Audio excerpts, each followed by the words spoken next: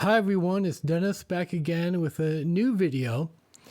In this video, I will create an ETL script, actually several scripts, using Python to load a large CSV file into a SQL Server table.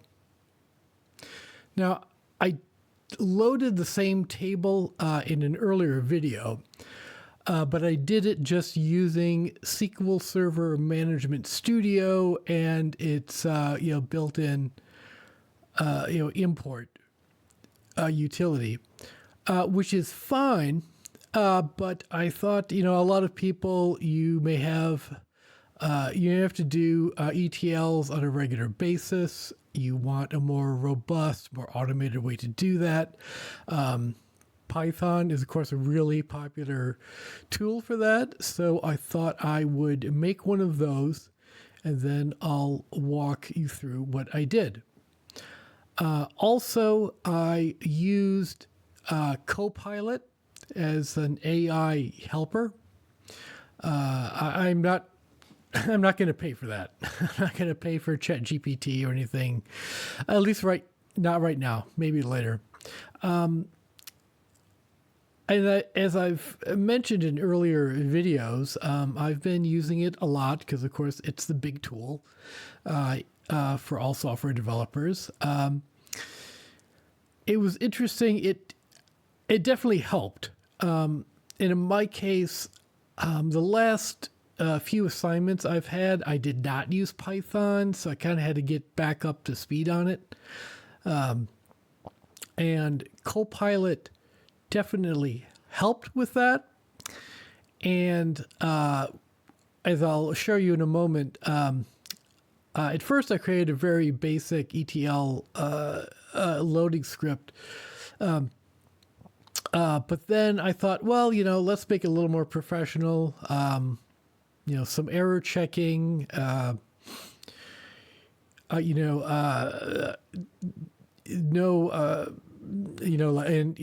the initial version that Copilot gave me had like hard-coded passwords and so forth. And I said, well, I don't think we want to do that at all. So I spent some time with it, and I made, I think, a fairly robust system. I'm sure, if you're doing this for a living, if you're in a production environment, you could add more functionality to it. But it basically works, and I think it's I think it's pretty good. But it took a while to get Copilot to get me there. Like I would, say, hey, generate a way to do this. To well, I'll get to it a little bit, but yeah, there's some various functionality. It would give me that. And then I would get errors, and Copilot would give me some information on how to troubleshoot it and fix it. But then I'd have to do more troubleshooting. I really have to give it prompt after prompt. Okay, I'm still getting this message. I tried this. I'm still getting message, or I'm getting a new message. And it did get me there. It didn't, it certainly did not set up everything perfectly from the get-go. But I mean, basically it was about, I'm going to say maybe an hour or so, maybe a little over an hour to make what I have, which I think is pretty good. So it definitely helped. It got frustrating at times, and that seems to be the way with using AI. Okay, so I'm going to switch to a screenshot, and I'll walk you through it. Okay, so to walk you through the whole process, a couple of things have to happen. For one thing, you need to have a user account that can that has the appropriate rights to load into the table. And here what I've done, because I've already loaded, I manually loaded the data to a separate table. I created a new table called crime data target. It's just the same, it's all the same columns as as the previous one. As you can see, I made a lot of varchar and varchar columns just really big. And largely because I'm a very much a SQL guy, a database guy, my feeling is I'd rather just get the data, as if it's dirty, if it's there's whatever problems that it has, get it into a table, and then I could do all sorts of analysis and data cleanup at that point. And that's kind of a choice for me and my skill stack, as they say. You might be more of a Python person or have other tools to do the kind of cleanup. In this video, I really won't be doing any cleanup at all. I talked about it in a previous video, and I think it's just going to bog down this video if I do that. So as you can see at the screen here, you have to create a login and then a user. I've called a bulk loader user in the target database, which is data analysis projects. I've explicitly granted it insert rights on this table, the table I created, crime data target. And then you have to go to the master database to do this, to grant bulk operations. Okay, because that's an issue here is, you can think about regular insert, one row at a time, bulk insert for large data sets. In data science and data engineering, the big data sets are always kind of an issue. And that's why I like to use this data set, because it's 1.8 million rows. So it's a good size data set, so you can really see what it's like dealing with that kind of volume. And the bulk insert is really kind of one big insert into the table. It doesn't really inspect each row at all. It just kind of like grabbing, instead of like regular insert, like grabbing one row, stick it in the table, get the next row. Bulk insert is like, imagine a big hand grabbing a big pile of data and trying to shove it in that table. Okay.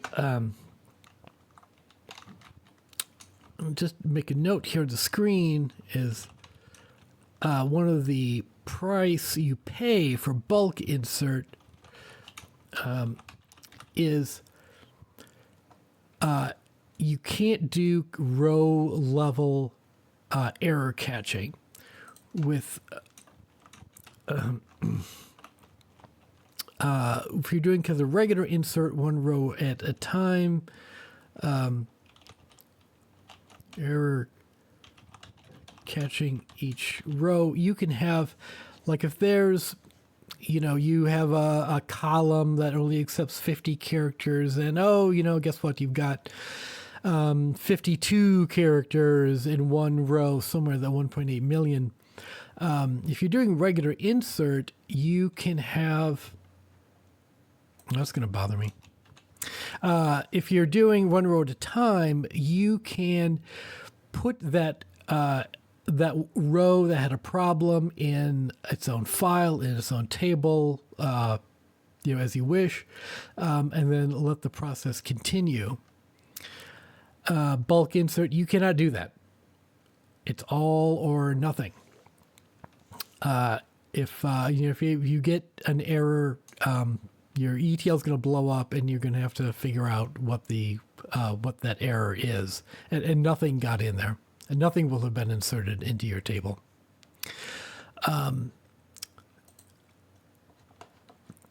The other issue you have to know is, and here we are in the Windows folder. Again, I just doing this on my home PC, as you can see. is the file itself has to be in a folder that the SQL Server service account, whatever it's using, and in this case,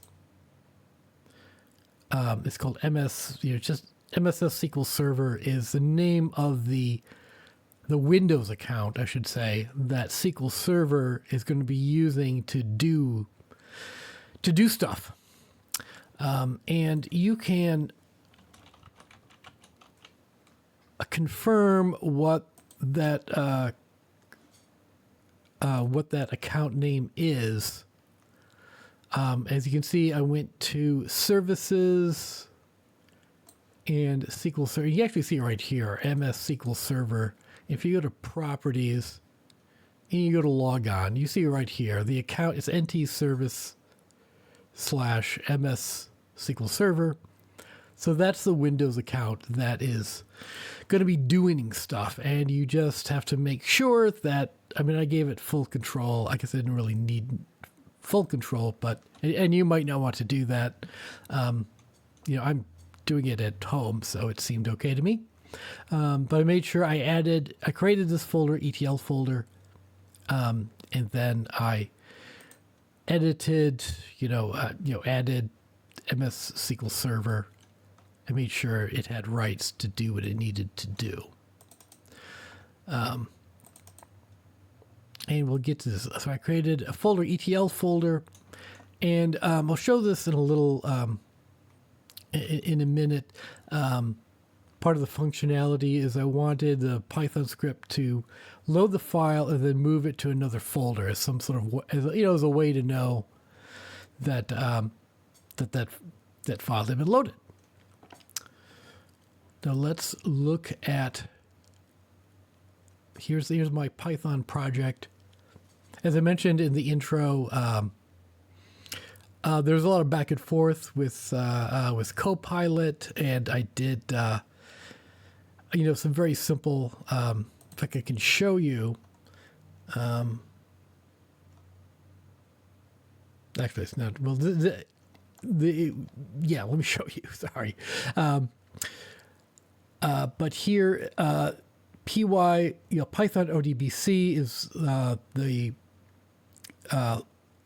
module that allows you to connect to databases. OS allows you to do stuff on the operating service. Oh, in fact, you can see, I can just hover over, and it tells, kind of gives you an idea.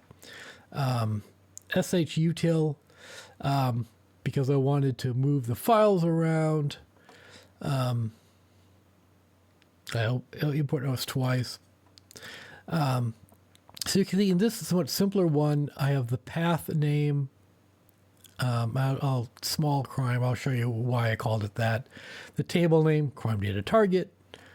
And here you see it's the connection string, all, hard coded user IDs and passwords, which is not great. But then we create a function, bulk load CSV, that takes the path and the table name as parameters. It's going to throw an error if it doesn't find a file, and it's going to add a sort of connection, and then it's going to do bulk insert into the table, and then it's just going to move the file to the folder you saw. So that's what I did at first. And I thought, there's not much value in creating that for this video, because, it's a bunch of stuff you would never do, hard coded, passwords being only one of them.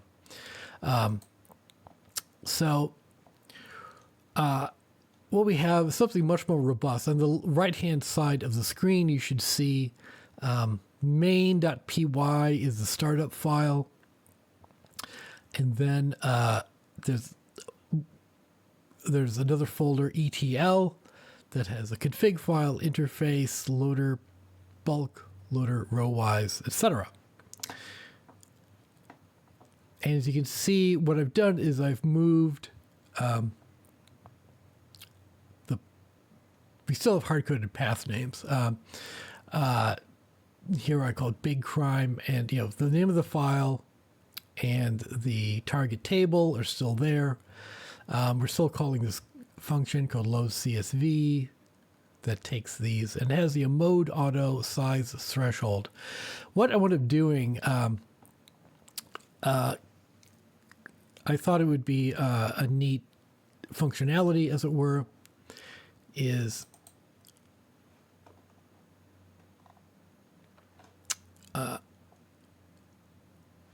and actually let me go over to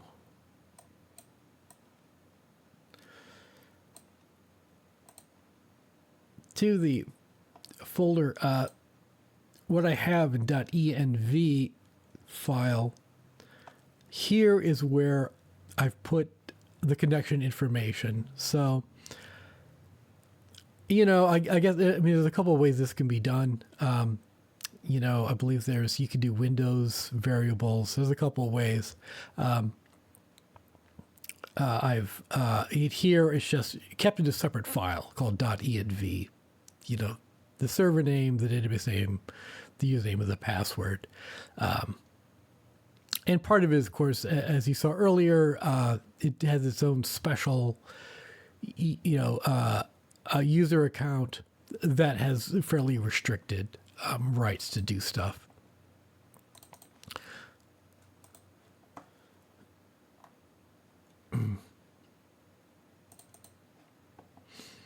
Now here we go to the interface where, again, we import OS, so because we need the module to look at these different files. And you can see it's looking at these two other files that are in Python files, loader bulk and loader row-wise. Because what's kind of handy is it's thanks to the OS functions, we can see how big the file is. And we can say, well, if it's over a certain threshold, we're going to call a file that will do a bulk insert.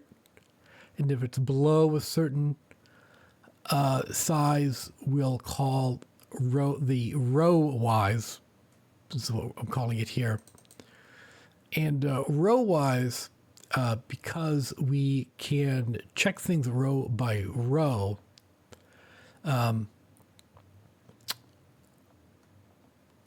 what we can have is, if there is an error, and by the way, you can see there's no hard-coded columns here, but this is basically assuming that the I don't know if it were my phone just went off.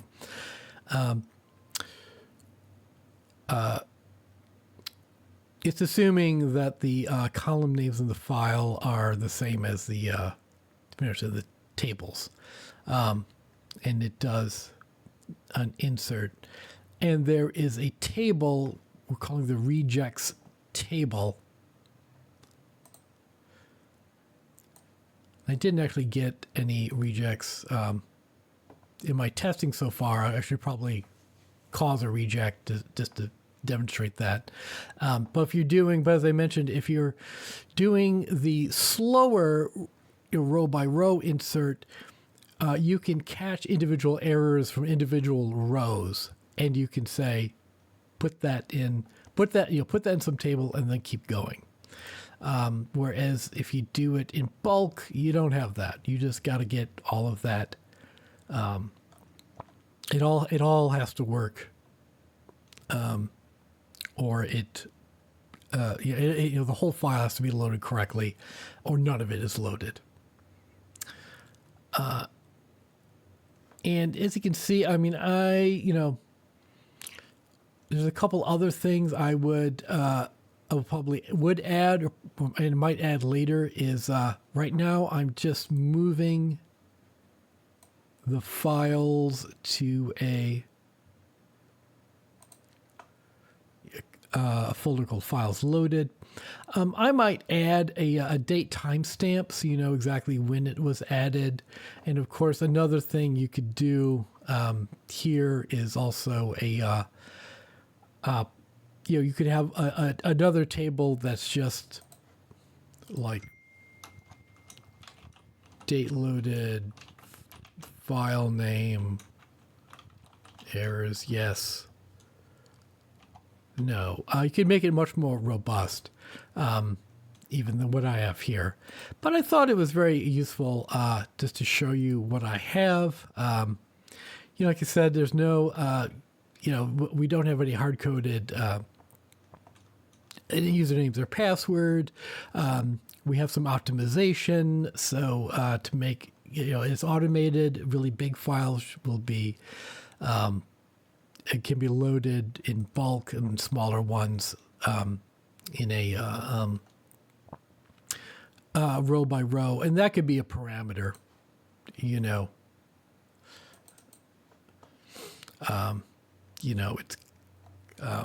we have a kind of as you can see right now, it's kind of loaded or hard coded with thresholds to decide, and that obviously could be a parameter that could be set to the function. Okay, I thought that might be interesting for people. I know, Python. Basically, back in the day, just being really good at SQL was frankly enough to get a job. And now there's so many more skills you really need to do it. And just since I'm on screen, SQL, great.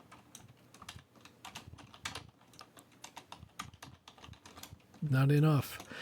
And I would say Python, besides SQL databases, query optimization, knowing a lot about your relational database management.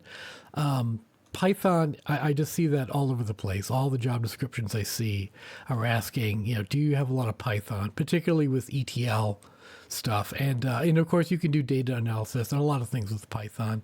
So I thought this would be handy for people, and I hope you enjoyed it. If you did, you can subscribe and you can comment. Like I said, I hadn't used Python in a while, and I used a lot of Copilot to help me get it up and running a lot closer, a lot better. You might have seen things that you wouldn't do, or at least you might do better.